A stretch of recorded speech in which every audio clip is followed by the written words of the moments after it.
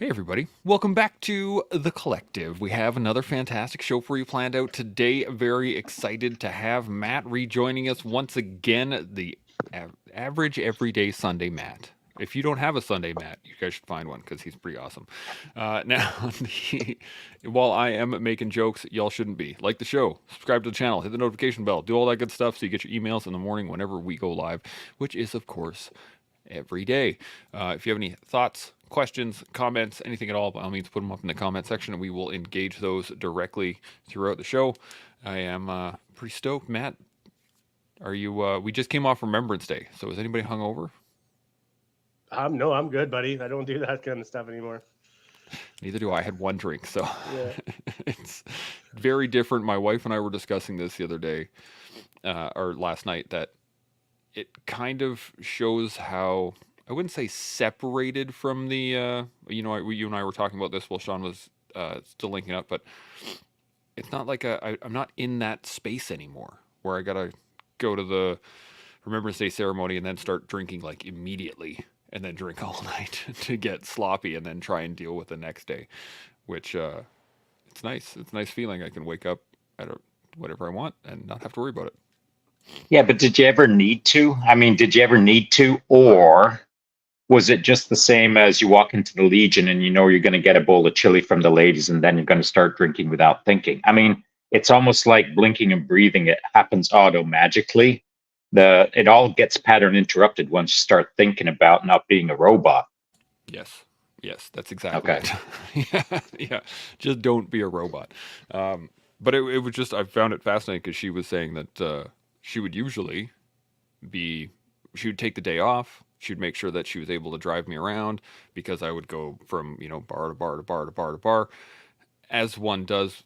I guess not as one does, as it used to be normal within the forces. I'm not sure how much it is anymore because when I showed up at the Legion to have a drink with some of the old cats, no one was there. So it was a very quiet night for me, which was nice. Now, today we are going to be talking about service going forward. This is the end of the last day of service week. It's not the end of the conversation, obviously, but I wanted to talk about how do we bring service into the future? How do we continue the concept of serving one's community and serving one's nation and service in general going forward? So I have just a quick little blurb on community service and then we'll dive into the conversation from there. So community service is when you work for free to help benefit the public or your community. Usually, and this is what it says, usually students who choose to do community service do so as volunteers, meaning that they choose to help out because they want to. Community service can have a lot of positive effects on students, such as helping them to develop skills, making contacts, allowing them to improve the quality of life of others. Now, this is in regards to students themselves, but I think it transcends that into public service just in general. But let's get some first thoughts on community service and community service moving forward. Matt, I'm going to start with you. What do you think? I think community services is very important after, like just in general, not even before or after service. I mean, we kind of had that conversation last week about the whole citizen and civilian thing, where you are part of your community, and it all depends on how much you give to that community. Post service, a lot of people don't realize that they actually do have a lot of skills in that whole in what for volunteer service is golden, right? We get out of the military, we always think that, oh, I was just a dumb infantry or a dumb engineer. All I can do is shoot bullets and blow up things, right? But we have so many soft skills: leadership, management, stress management, time appreciation, um, that it will fang dangle. Is that the word I'm going to use today? Sure, we'll use fang dangle today. Fang dangles others who are not used to such elitism of professionalism. Interesting, Shaun. What are your first thoughts? I think that, yeah, everyone can bring a lot of skills to the table, can add a lot of value to any charitable organization or any volunteer organization. I think any veteran can. I think the real disconnect is that they don't know how valuable it is to them. So you can be the most largest and in chargest person within the Canadian Armed Forces. You get out the next day or the day after, you've got to understand that perhaps it's more helpful to you than it is to the volunteer organization that would love to have your talent. And so I really think that that's where it kind of goes wrong, is we're not out here beating the drum enough or hard enough to help others understand that, man, if you can just start helping others, you're tenfolding yourself in the way of help that you don't even know that you're going to need in the future. And so I think it's a real good idea. I think as part of the transition process of getting out of the Canadian Armed Forces, there should be a little box there that says, check this box to volunteer now.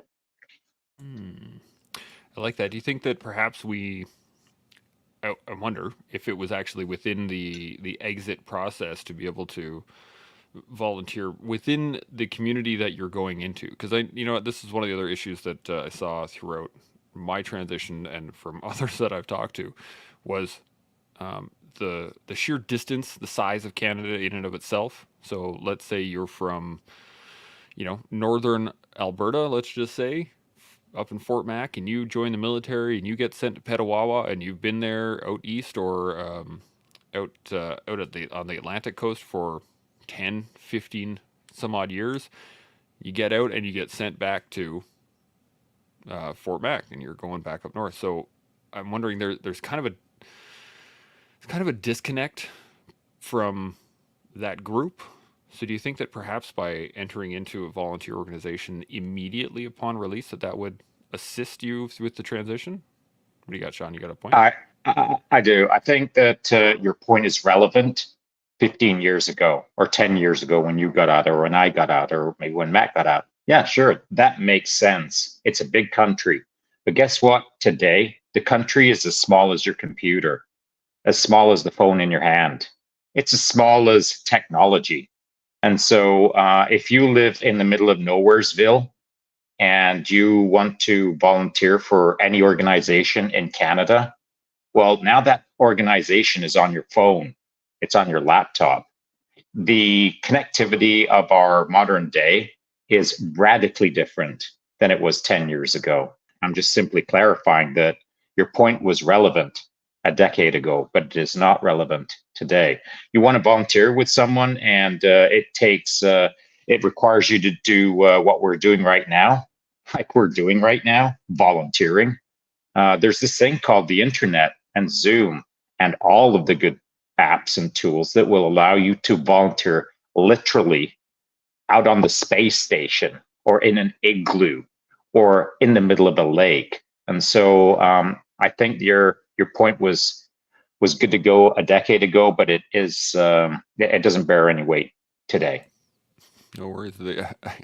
Shaun, pushing back on one of the points being made? I mean, I've never heard of that before. Matt, you got any thoughts? I want to push back on Shaun's point. Actually, I think that the physical connection of volunteering, actually physically going out around people, has an extreme valuable component to it versus just online communication, doing Zoom calls, sitting here in my shorts, right? I believe that and also back to your point about should it be part of the release process, I think that's a good idea, and I think it's really good idea that it's during the release process, so you actually have some guidance in that, right? Because a lot of people will get out and say, yeah, I'm going to volunteer, I do one thing and I failed. Well, I failed, and that's it, right? But if it's actually a number of volunteers and there's an organization umbrellaing all the other um, volunteer things and say, yeah, we're throwing this guy at you, he didn't work, we're throwing this guy at another person or another organization, I think that would be advantageous too for the individual. But we cannot dismiss that the actual physical connection, getting out of your house and not isolating like a troll underneath a bridge, I think is hugely beneficial versus just relying on this. And I won't dismiss Shaun's point completely.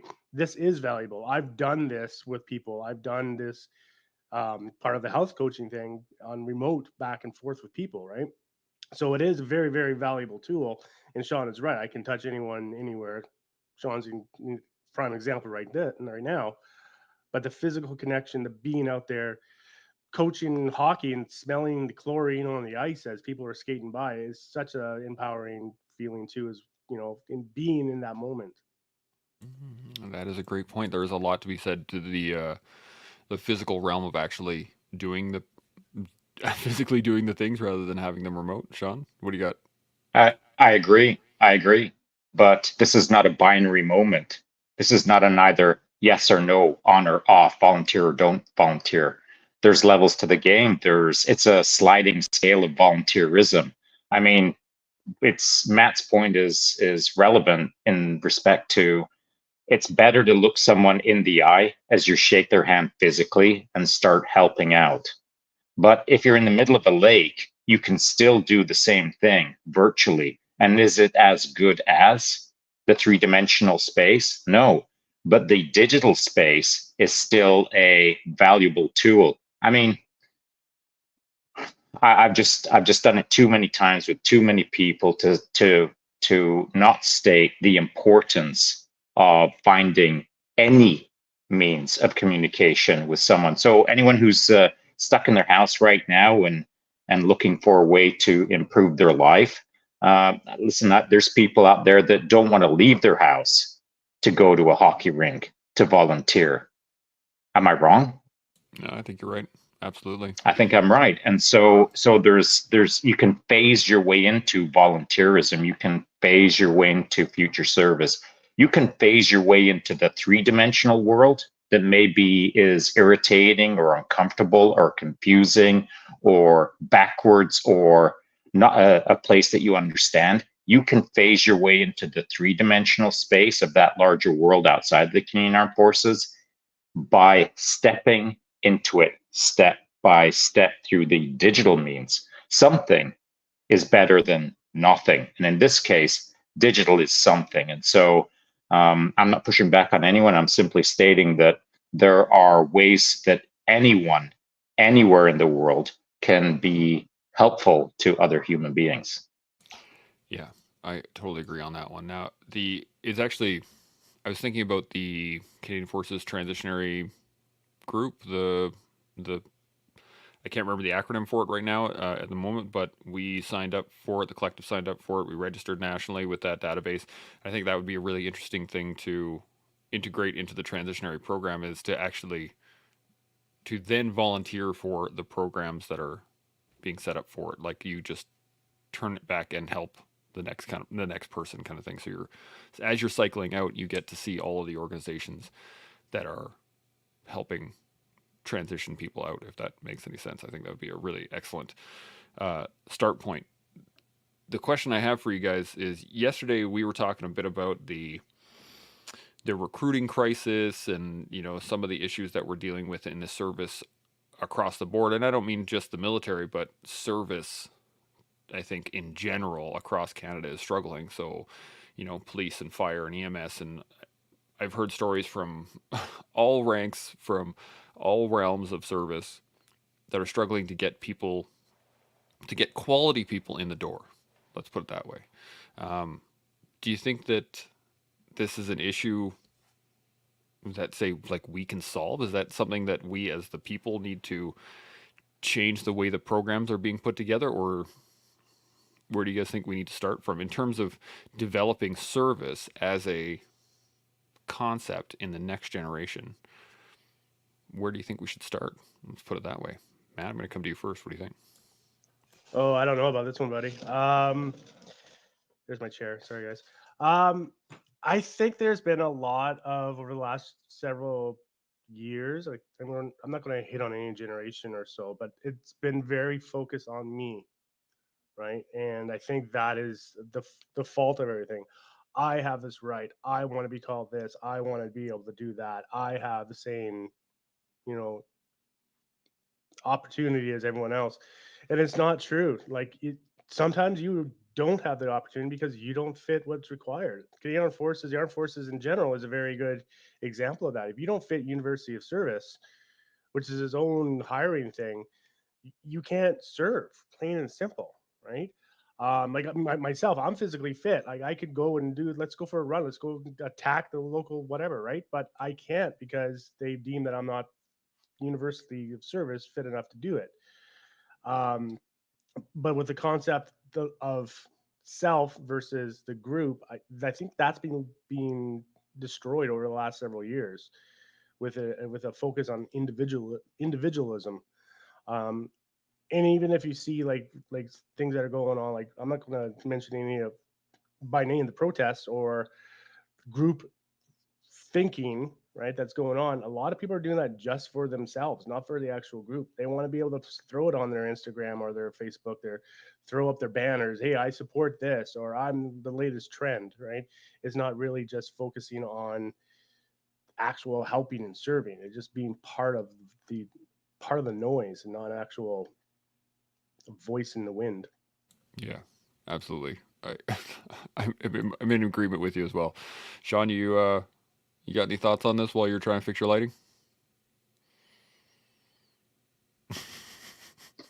Yeah, I've got some thoughts. Just let me deal with my ongoing electronic issues. I'll have to go without light for a sec here. Sorry about that. Right. So I think that one of the things that perhaps the Canadian Armed Forces doesn't do as well, wow, is that let me ask you guys, when you were getting ready to sign up, did anyone sit you down and tell you um, what the benefits of becoming an awesome tier one operator would be in your several careers later? Did anyone sit you down and have that conversation with you? Nope.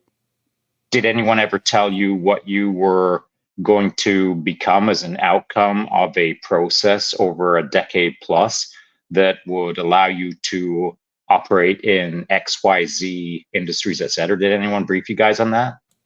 Nope. So in effect, no one ever explained to you the abilities that would be created within you over a period of time and how valuable that would be post service. Did anyone explain any of that to you? Nope. No. So you can see where I'm going. The as I see it, one of the not issues, but one of the blind spots or shortcomings of the current system in order to increase or retain or engage traction within the Canadian Armed Forces is simply this. No one ever explains to anyone how freaking awesome you can be after a decade of service. It's a massive blind spot in my opinion. And so how do they do that? I'm not suggesting that they get 3 poster boys and 3 poster girls and start moving them around the country and giving speeches as if it was kind of a World War II buy war bonds situation. But something needs to be done, something different. And it just so happens that one of the things that I was taught to do is think outside of the box. I'm thinking outside of the box right now. I've never said that out publicly, but these are thoughts of mine, along with many other thoughts that I think are blind spots within the Canadian Armed Forces in respect to increasing or gaining retention, bringing in new talent, explaining to people what they can do in the game and after the game, and then further to that, which is the topic at hand, how to serve after your service is finished. The idea being that no one out there is in front of a megaphone right now, except maybe us, trying to explain that the 3 of us, through a process over a period of time, gain skills, talents, abilities, characteristics, thoughts that are extremely valuable out there in the broader world that's wrapped around us. But none of us are taught how to engage or manipulate or use or lever that stuff so that it's a benefit to the world around us so that we can continue serving. Unless I've missed something, did you get a briefing while you were in that I was unaware of? Is there something that I'm missing? I sure Actually, didn't. Shaun, Matt, go sorry. for it. Yeah. You go for it. This is actually interesting because I'm in school right now, and we're actually doing professionalism, what am I saying here? Like professional employees kind of thing. Anyways, we're doing a resume class, right? And part of that resume class is actually finding all the skills and micro credentials that the individuals do have that are not necessarily listed or on a certificate or education and luggage as, right? A lot of the other students, they literally have, I went to school, I've done this, I did this job, I did these 3 jobs, here I am right now. Where there's a few of us, including myself, where we can't do the traditional um, resume, your chronological resume, but a more of a functional resume. Mine's like 6 pages right now. I have to condense it to one, obviously, but it's like 6 pages of micro credentials, soft skills, convertible skills, all this from the armed forces. I haven't really had a solid career job. Like I can't say I worked at this place to this place to this place. I've had 25 years in the armed forces. I've been on rehab recovery, side jobs, private chefing, hustling on the side, but nothing that looks good on a resume. But I have 6 pages of skills that I am now just discovering and I am now just learning are very beneficial to an actual industry, not in the military. And it's very eye opening for me. And I wish I knew this like 10 years ago. And I was actually preparing myself and I was making this list and I was kind of taking my military career where I wanted to. I kind of did that with the last year. I jumped on a standard first aid instructor's course. Actually, I forced myself onto it. I showed up and they started teaching me, and I was like, well, I can't leave now.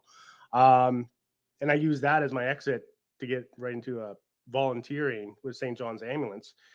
But that was the last 6 months of my career after 25 years, is what I was doing with that, right? Um, yeah, you 100% do. Like, there should be part of the recruiting thing. This is what you will get after you've done 10 years in the armed forces.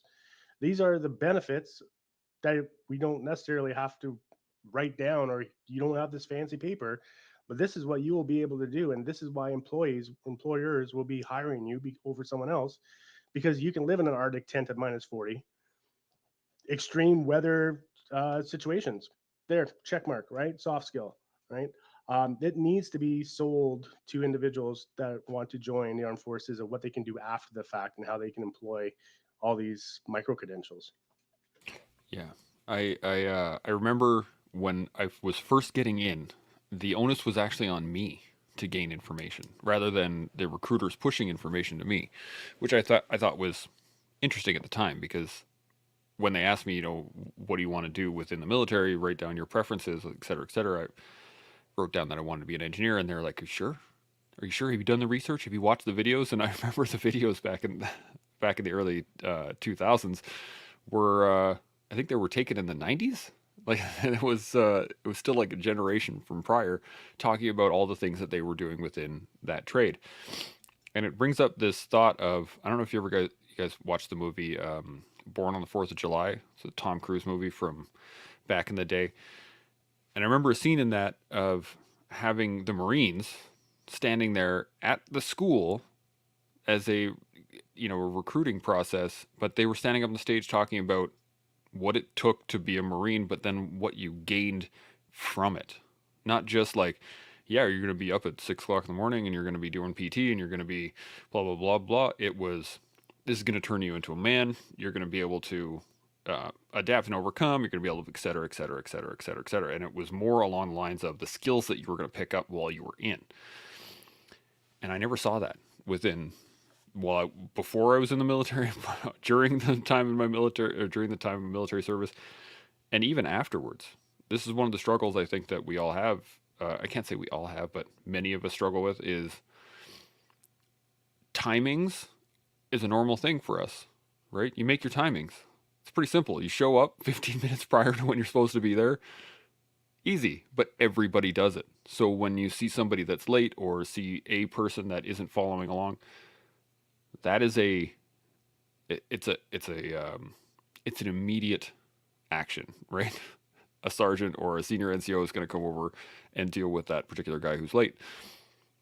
But that doesn't happen outside the military. So for, I think, us transitioning out, the things that we see as just normal are actual skill sets to the rest of the world, if that makes any sense. And so I'm wondering, do you think that that is something that we need to fix within the institution, or is it something that we can espouse now that we're out? Like, this is part of what we're doing with the collective, obviously, is trying to expand this knowledge, but where do we engage it? Where's the first step that you guys can see? Shaun, I'm going to come to you first. What do you think? Well, I can't speak about the current Canadian Armed Forces or the modern Canadian Armed Forces. I can only talk about when I got out, and it sucked. I mean, it was so amateur hour for the transition process that someone should have been fired, and then the person who replaces them should have been fired. It was that bad. I mean, it was diabolically bad, amateur. And so let's pretend that it's got super professional now. Let's say the Canadian Armed Forces, the modern CAF, and you were speaking about the CAF Transition Group HQ that you were talking about earlier, Chance. Let's think for a moment that they've got all the answers right now. Well, they've got the answers for today. 10 years from now, the world is going to be different again. And the corporate speak, or the language that the corporate world needs to hear on a resume for someone who gets out of Tier 1, Tier 2, regular Canadian Armed Forces, Air Force, Navy, Army, whatever the case is, my resume, it needs to be translated into the modern world 10 years from now. The language that is written on a resume, as Matt has been excuse me, as Matt has been working through a micro resume project to square up his resume for the future, guess what? A year from now, that resume is going to suck. It's not relevant a year from now. That's how fast our world is changing. The corporate world it's not that the corporate world is sporadic or ships left and ships right real quick. The language is what will get you hired. I was laughing with my wife, laughing not like ha ha, knee slapping laughing, laughing with my wife just the other day. And I'm bringing this up because Matt had mentioned, up in the Arctic, living in a tent. Well, I'm advanced winter warfare qualified, which is no big deal to me or to you two at all, or anyone who's been in that game. And it comes with certain skills and talents and all of that good stuff. But you slap that down on a resume, and it doesn't shine well on you. And I did it when I came out of Tier 1, then went to police college, and then went computer system engineering. Then I met my wife, and then thinking about getting into the corporate world. And someone in the corporation said, "Hey, send us a resume." So what did I do? Shrugged my shoulders and thought, "Okay, what have I done?" I started banging it out. The 9 million qualifications that I've got to include advanced winter warfare. No one in a corporation cares that you're an advanced winter warfare instructor or whatever. I mean, it is irrelevant. And no one ever taught me how to translate advanced winter warfare instructor into corporate speak so that it is now interesting. But if someone would have sat me down and taught me how to translate my skill set into the corporate language, that wouldn't be relevant today. It would have been relevant back then. And so this is not a static conversation. Once you get out, it is a living document that you have to adapt boutiquely for each opportunity that you're seeking. And if you've never written, and I'm not going to say creative resumes, but if you've never written boutique resumes before, then you're not going to see all of the opportunities, or you're not going to get the access to all of the opportunities that you could really benefit from. And more importantly, the organization that you're writing the resume for could benefit from. And so taking it back to volunteerism or service, or how to serve our larger community once we leave the military, well, all of these organizations, some of them are old school, but some of them are modern and fast moving. And my resume of 20 years ago would not fly with some of the modern, rapidly evolving, either charitable or non-charitable organizations that I could volunteer my time to. These kind of things have to be crafted carefully. And it just can't be you can't call me up and say, "Hey, Shaun, remember back in the day you said you'd do whatever you could to help me out. I can't write your resume for you because I don't have that skill set, but I'm sure, as yet another blind spot, there could be an opportunity for the Canadian Armed Forces to create a cell of a dozen people whose only job is to create not boilerplate resumes, but create templates that are modern and flexible enough that can be boutiquely trajectorized into, let's say, oil and gas, or let's say into the service industry, or let's say into ... These are things that are almost no-brainers to me, but I just don't know if anyone's talking about it in the modern transition groups nowadays. Interesting. Matt, thoughts? No, I like that idea. And I was kind of thinking the same path. The units should have non-military civilian, right? Possibly someone who's had experience in their unit once or twice a week to sit down and actually take qualifications that are in the armed forces for individuals. I'm saying in the unit because I want that accessibility, right? I want that face to face. I don't want to do the Zoom call thing. To actually break down qualifications that the members are actually doing and turn them into a civilian equivalent with boutique wording and stuff like that. There should be literally an Excel document, winter warfare, equivalent to, you know, working with tracked and armored vehicles, equivalent to, right? There literally should be a database for that, but there isn't. There hasn't been one that's really been successfully done. I think the University of Winnipeg kind of attempted that a few years ago, but has lost its steam after a bit. And it's a very, you must reach out to them. It's not an instantly, hey, here's your military resume. P.S. Here's the attachment of conversions, right? Bring this to your new civilian employer. 100%, man. And I agree with Shaun. Things change so rapidly, and wording is so important. Digital resumes are such a huge thing, and keywords that don't pop up are not even viewed, right? Resumes are literally looked at for 3 seconds. Yep, that's good fonting, done, right? So you really have to hit that right off the bat, and having our unique skill sets, which are very valuable. I mean, what are some of the leadership courses down, like Jocko's leadership thing? He goes to corporate and teaches them basic leadership, like a basic leadership skills that we all have. We all know. How do we translate that? Right. And that's thousands of dollars he's getting paid to taught that. I'm assuming. I haven't actually looked at the program, but people are paying Mondo dollars for the skills that we get day one of being in the armed forces. And this is stuff that is, we have to be able to translate. I think it's a translation issue versus like not having the skills, because we do have the skills. We have them in abundance.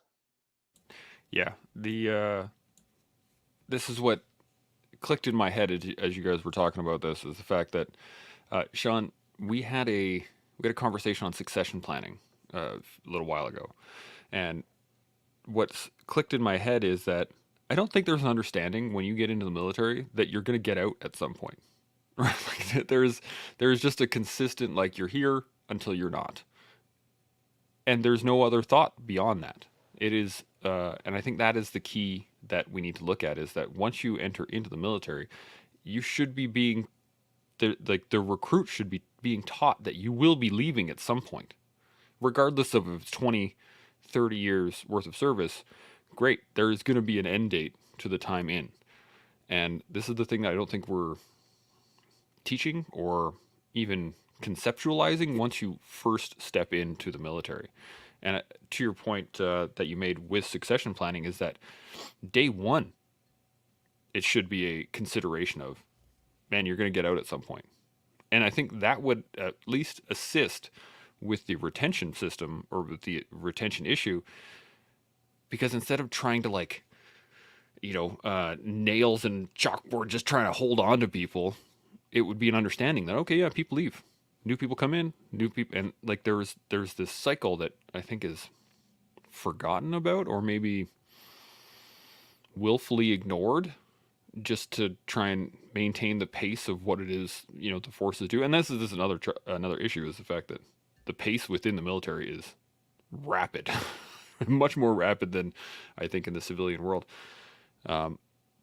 Again, to another one of your points, Shaun, is that you had said when you first got out, you were used to 100 miles an hour, right? 1,000,000 miles an hour from being tier 1, going to even the police college, which was 3 miles an hour. I think that is another one of the struggles that we have moving forward with our service after the military, is that we are used to a pace that most people are not even, they don't even recognize that it exists, if that makes any sense. So I guess the question I have for you is, do you agree with that, or do you think that it is a completely separate issue? Matt, I'm going to come back to you first. What do you think? It's a mixed bag. Like, it's on a spectrum of things. You know what I mean? The whole, you're right. Like, we do. I don't know. The military is kind of like 100 miles an hour. She's also crawls at times too. Like, how many times have we sat in a leaguer or in the troop bay, sharpening shovels and doing nothing and wondering, hey, what can we do some training? Can we do some training? But then you're right. When we're out doing operations or training exercises, we are full bore. Let's go. What's sleep? I don't know. I haven't had it in like 4 days, right? Um, I don't know. It's an interesting spectrum of things when in regards to that. Shaun, thoughts? Well, I think you've only covered half of the subject. I mean, you've kind of laid a semi groundwork on it, but I think that there's much more to it than that. So first things first, in order to increase retention, again, I'm thinking out of the box in real time. I don't know what the Canadian Armed Forces is doing right now. Who does? I don't know. Do you guys know? Does anyone know that's out of the military right now? Unless you've got your finger in the pie. I don't know what they're up to right now. I do know that there's a Canadian Armed Forces Transition Group headquarters is trying real hard to improve things, but I don't know what they're up to. I don't know how much out of the box thinking they're doing, and I don't know what results they're creating right now. I know that they're good people with the best of intentions, but I just don't know their strategy. I don't know what they're laying down as groundwork. But here's what I'm thinking. Like, when you sign on the dotted line, there needs to be two parallel paths. There's the path that you enter into where you do your job. And then there's the other path that is joined at the hip, where you understand what the job is doing for you. So let me make my case a little more carefully. For myself, as an example, when I was a young Master Corporal, that is not a level of leadership as compared to being a senior non-commissioned officer. It's a different level of leadership. I know that to be true because in order to become a Master Corporal, you've got to go through an extensive leadership program month after month after month. And then once you become a senior non-commissioned officer, I know of at least 2 formal training programs, your SLC and your 6B, it used to be called back in the day, where you'd have to bounce off somewhere for several months, where it was almost 24/7 leadership, and then bounce off to the other one where it was almost 24/7 leadership for months and months and months and months. The amount of hours that you would put into one of those courses is the equivalent of about 2 years of higher level education in the way of what is delivered to you. So if I was going to add up all of my formally taught leadership programming, I'd have a freaking PhD. But you know what it says on a piece of paper? I'm a veteran. And how does that translate into corporate speak? I don't know, because I've never had to sit down and explain why I've got a PhD in leadership. And I just wouldn't be interested in explaining that to anyone. It's too hard to translate because I don't have the corporate words, because I'm not in the corporate world and I don't understand the language that is required today versus a decade ago versus 2 decades ago versus 10 years from now.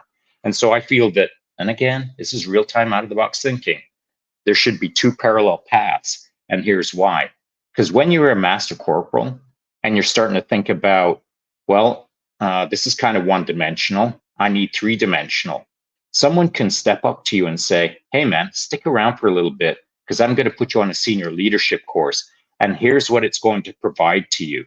So give us another year and you're going to get 3 years worth of value on your resume, or give us another 3 years and you're going to get 10 years of value on your resume. Does that exist? Have you ever seen that? Have you ever heard of such a thing? Because Nope. I haven't. Maybe it is. Maybe it's already in place. Who knows? But the job is not only to get more people into the CAF. The job should be to retain those same talented people as long as possible, not to get them to a point where they think, "Yay me! I've got a partial resume."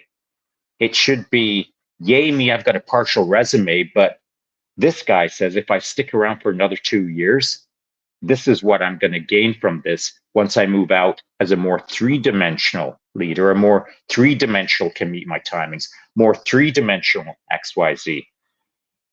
A young private in the Canadian Armed Forces can meet his timings, but that doesn't mean that he can be a leader in the larger world that's wrapped around us, because he is not qualified or she is not qualified. They have never been given the formal structure to be able to lead properly out in the corporate world. I think it would be embarrassing if a young private walked into a squared away corporate organization and thought that they were going to lead. That in itself is problematic. If anyone is ever led to believe that just because you signed on the dotted line, now you're large and in charge in a corporation, that's wrong messaging. There should be precise messaging assigned to the precise level that you're at in order for you to understand precisely where you're at, and then categorize yourself against a near future scenario where you can double or triple up your value on the street based on having this, that, and the other thing as qualifications. What do you guys think? Matt? Okay. So first off, for Shaun's point about the little private who just, finished his first contract and got out to corporate and wanting to be a leader, we all know that leadership, there's two levels. There's being a good leader and there's being a good follower. And being a good follower is what I think is what the privates, the corporals, they have the experience, and that's what they're taught right off the bat. So for them going into corporate and saying, yeah, I'm large and in charge, no. But they're going to corporate and they're like, I'm a good follower. Where's my leader? Okay, I'm going to go his way, right? I think that is still a valuable skill for that young private going out of the armed forces into corporate. Second point is, do you think it's part of the recruiting process, part of the question, to sitting down the interview thing, asking an individual, what do you want to do after 5 years of service? What is your career goal out of the military? And then once they're in, actually be able to focus their training a little bit towards their end goal out of the military. And then, but at the same time, you're still employing them, you're still skilling them, you're still having them as a good member. And maybe after 5 years, like, you know what, I'm having such a good time because I'm being focused, I want to stay for another 10, another 15, another 20, right? And then for the last point, yeah, I think we have to really dial this in, because you're right, Shaun. I mean, there's people who think that they're large and in charge and go out and they don't have the skill sets, but they are introduced to it, and they can be developed and grown. And for retention for individuals, I think one of the big problems is with the armed forces right now too, is that we are literally throwing away the good leaders, the good teachers, the experienced out when they're done. And it's like, yep, see you later, peace out, and not being able to retain them as civilian instructors and civilian capacity towards the armed forces to share and to return that information and knowledge to the new generation. That's a great point. I think the universality of service is, I think, the issue in that one. Personally, I think the whole concept of requiring everybody to be deployable at any given moment sounds great on paper, but when you're pushing out skilled people who are now just injured, it always boggled my mind why they didn't. That wasn't a, like, go to the school, instruct or teach a portion of it. You don't need to have them as like standard, like the standard instructors where they are going to be running PT with the guys every day. But I mean, like, specialties. When we go to the explosive cell, that's a pretty theoretical sell right off the bat, right? You don't require. Yeah. Anyway, I'm not going to go down that road because I have very specific thoughts about it, and it kind of irks me that we push people out like that.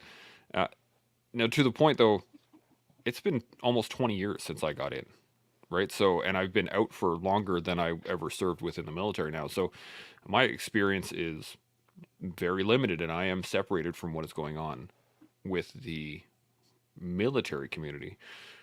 However, with the veteran community that I'm seeing, the people that are getting out in the last little while, the people that have just retired, et cetera, are telling me the same stories that I experienced when I got out, was that there was very little thought put into the process. That it was, a lot of, okay, we're going to set up another program, and it's going to be just like the old program, but it's going to be a new name. Yeah. Right. And then we're going to set up another program, but it's going to be a new name. So it's a new program, but it's the exact same thing as the last one, without any development. Or to Shaun's point, there's no out of the box thinking. They're just, this is what people are asking for. Here it is.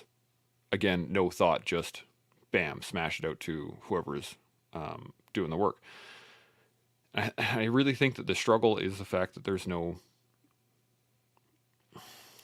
there's very little direct thought on how do we turn out good veterans, right? There's lots of really great courses and things when you first get in the military of turning people into good soldiers. There's lots of that, but there's very little thought being put into how do we turn out good veterans. And I think that is the key thing that not only will drive recruitment, but also retention. Because if you had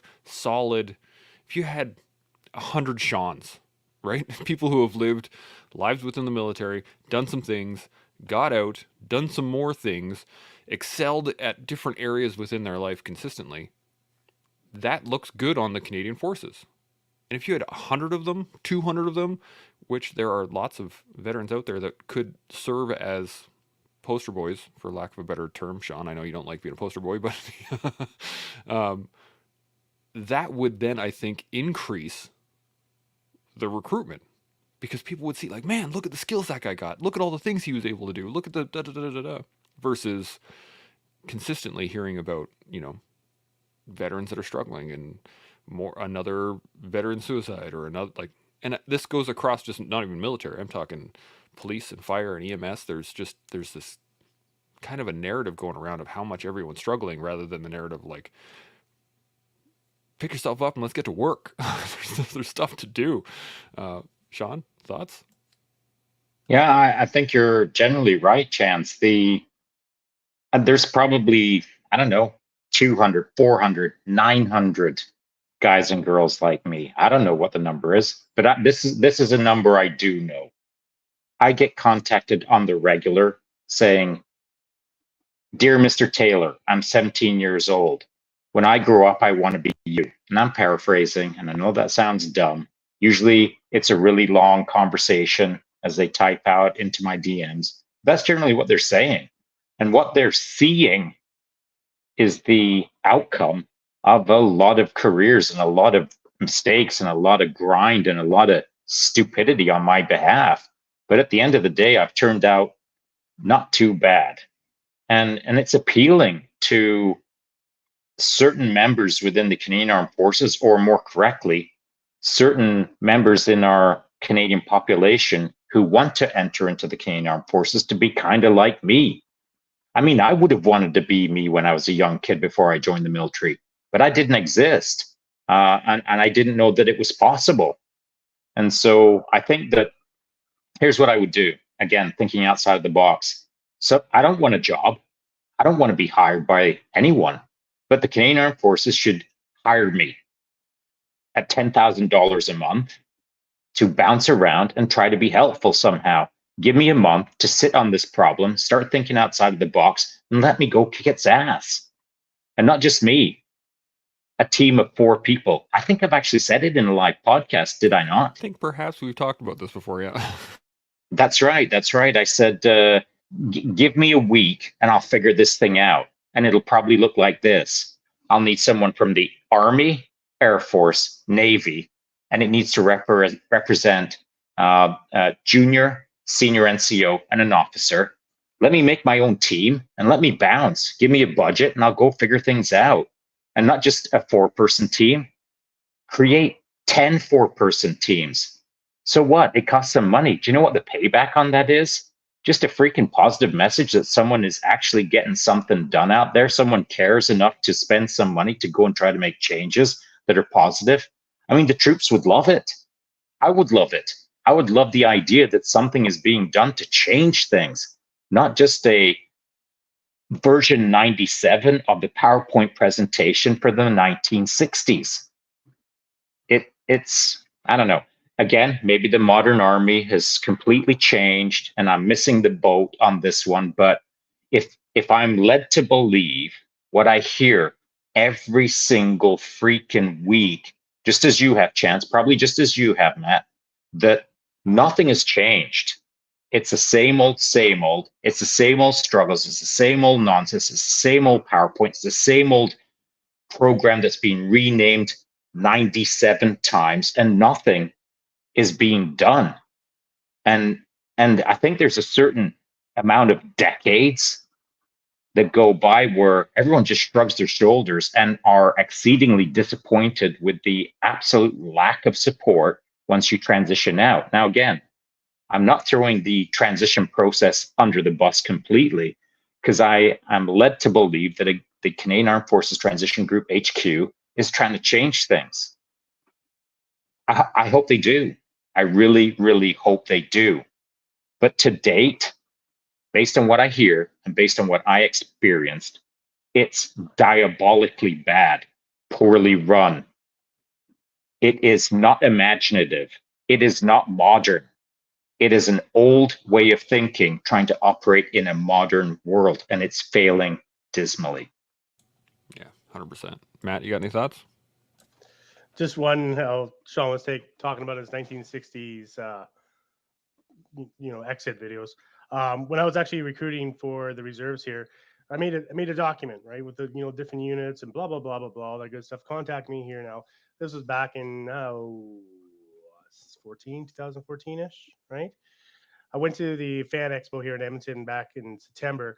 They're using the exact same document, exact same contact info, exact same everything, layout, fonts, everything, with just different names.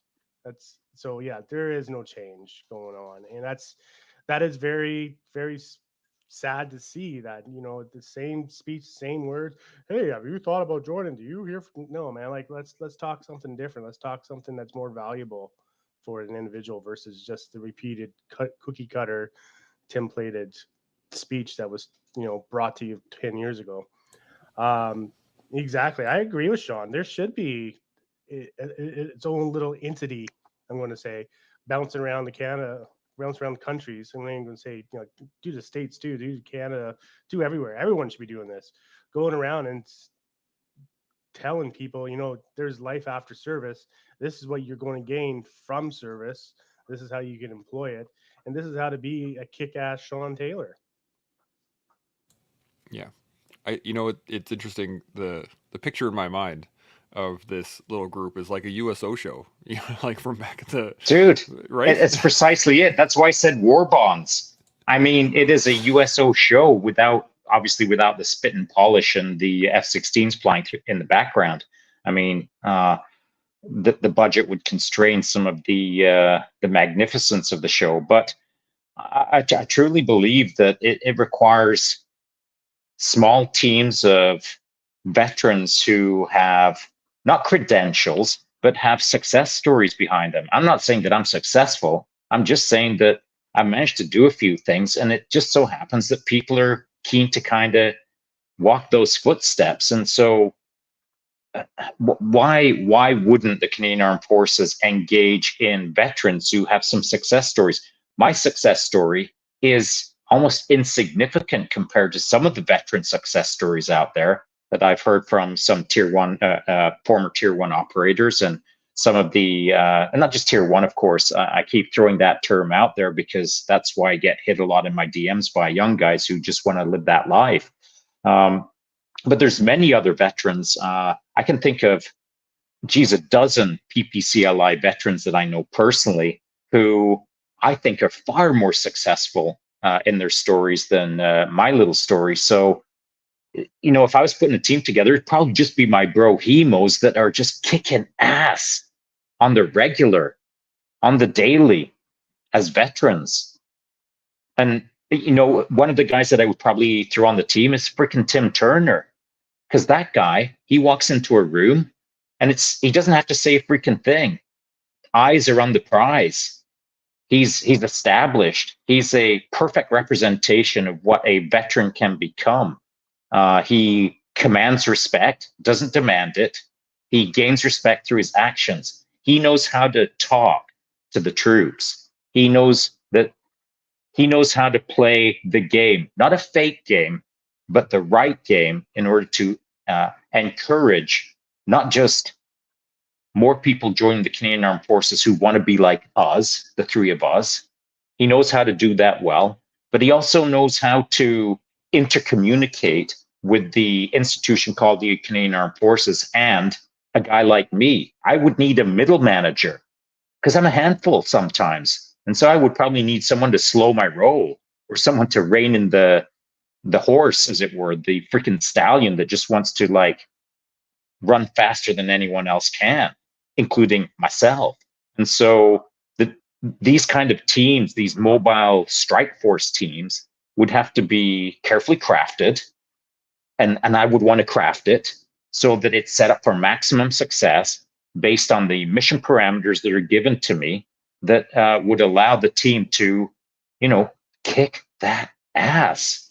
I just don't think it'll ever happen because it's too out of the box and it would have too much success. I think you're right on that, actually. The one of the things that Matt and I were talking about before you showed up was the fact that, we went to, you go to Remembrance Day ceremonies and you go to the Legion and you hang out with the guys that are still in, all the old friends and stuff like that.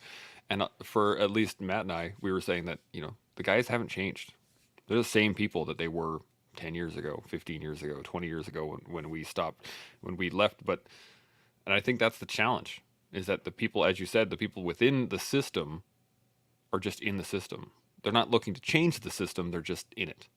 And that, I think, in and of itself is one of the biggest issues, is the fact that the people that are in the system itself aren't looking to change it in in really any in-depth way, at least from what I've seen and from the people I've heard that have gotten out in the last little while. That's what I'm hearing again. But I've been out for a long time, so I don't know. And this is the challenge, is that being out, we don't really have the direct understanding of what it's like still in. And I think that's one of the challenges. What do you got, Shaun? Well, it is understandable that the system isn't changing because the system is drowning. I mean, if there's any warrant officer that's in the game right now is probably drowned in paperwork, is drowned in responsibilities, is just trying to keep the wheels on the bus. And these are like squared away people who are fully in the game, but they can barely catch their breath because they're just dealing with the typical pace that is busy. In order to make change, it requires a completely different approach.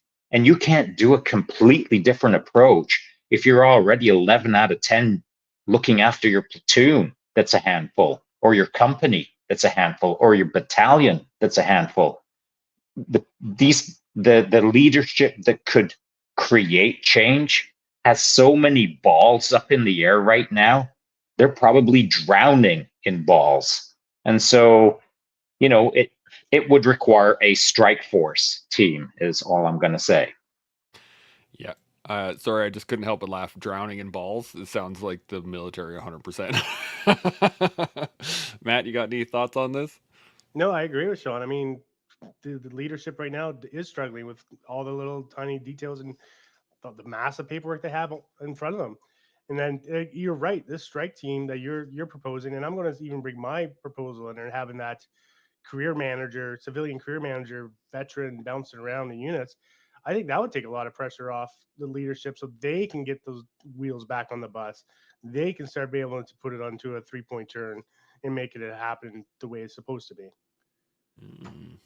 I think it would. I've had this thought for a long time of having solid veterans embedded within the units, or at least on bases, to again show people that you're going to get out at some point, and if you want to have ideals, at least something you can strive towards, to understand that once you're out, it's not the end of the world. That's not the end of all things. And I think it's a big challenge, and when this could be the next evolution of what the collective is. Little strike teams, collective strike teams, running around doing things. Who knows?